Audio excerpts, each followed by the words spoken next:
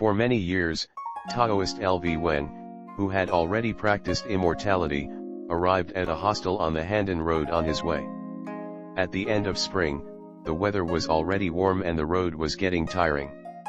Therefore, as soon as he entered the inn, Lv Weng disregarded everything and put his luggage on the ground. He took off his hat, loosened his belt, and sat down under the gate to rest. As soon as he sat down, he saw a young scholar wearing a brown jacket and riding a blue pony, running straight towards this inn from a distance. This young scholar, who was also staying in a hotel, was named Lu Sheng. It didn't take long before Lv Weng and Lu Sheng became familiar. The two sat together at the table, chatting and laughing incessantly. During his laughter, Lu Sheng suddenly lowered his head to look at his old pocket and sighed long, "Ah." Lu Sheng's sigh aroused Lv Weng's curiosity and asked, "Lu Sheng, you are strong and talkative. I thought you were happy, but why do you sigh?" Lu Sheng said, "Life is alive, you should establish fame and enjoy prosperity." "But Obviously, Lu Sheng is not content with his mediocre and impoverished life. Lv Weng found it funny and said, "Young man, don't you want to achieve fame and enjoy glory, wealth, and nobility? I have a magic trick. I have a celadon pillow with me. As long as you sleep on it for a while, you can get all the fame and nobility in the world. Let me give it a try." As he spoke, Lu Sheng took the celadon pillow from Lv Weng's hand and went to sleep. Strange to say, as soon as his head touched the pillow, he fell into a daze. At this moment, the owner of the restaurant making rice in a corner of the courtyard was pouring rice into the pot. Lu Sheng immediately entered his dream. He felt the celadon pillow under his head gradually getting bigger. He was so strange that he straightened up and lowered his head to look. One end of the celadon pillow gradually turned into a large door. He walked in cautiously. Somehow, inside the celadon pillow, there was also a bright world with heaven and earth. And his home is right inside. He walked happily towards home. From then on, he lived a leisurely life. The sun and moon shuttle like a shuttle. He married a wife. He married the daughter of the Kui family in Qinghe County.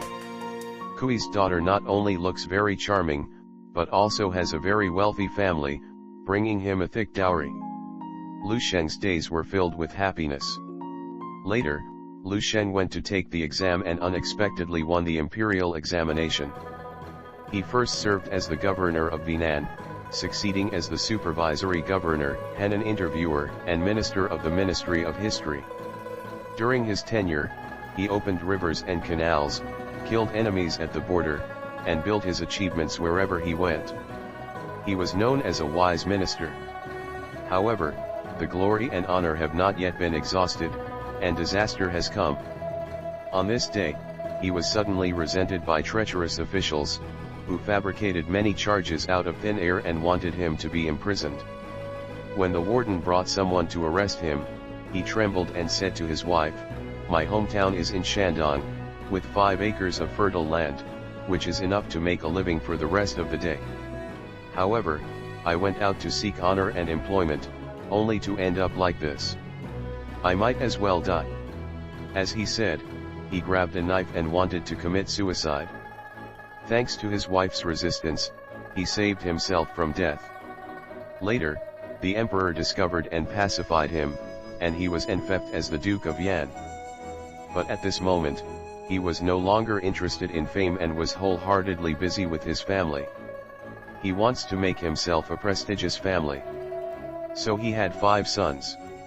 His 5 sons became officials again, married a 5-bedroom lady from Wangmen, and gave birth to more than 10 children. His wish was fulfilled and he truly became a prestigious family. Moreover, there are countless famous horses in the stable, the beauty of the backyard is all gorgeous. As he grew old, Lu Sheng became extravagant and romantic again. However, time does not spare people. As the years passed, the body gradually declined, and the skin was white and the bones were thin. The end of Lu Sheng's life came. When he was about to die, he wrote a letter to the emperor. The letter recounts his lifelong achievements and loyalty to the emperor. After reading his letter, the emperor was very moved and replied to him, hoping that he would receive proper treatment. However, on the evening of receiving the emperor's letter, he passed away. The death in the dream awakened Lu Sheng. He opened his eyes and saw that he was still at the hostel, with Lv Weng still by his side. Remembering the dream he had just had, he said to Lv Weng, "A dream just now is truly a beautiful dream. I have experienced the glory and disgrace of a person's life, poverty and wealth, gain and loss, life and death. Thank you. Thank you." As he spoke, Lu stood up and bowed deeply to Lv Weng. At this moment, the rice that the owner of the restaurant made into the pot was not yet ripe.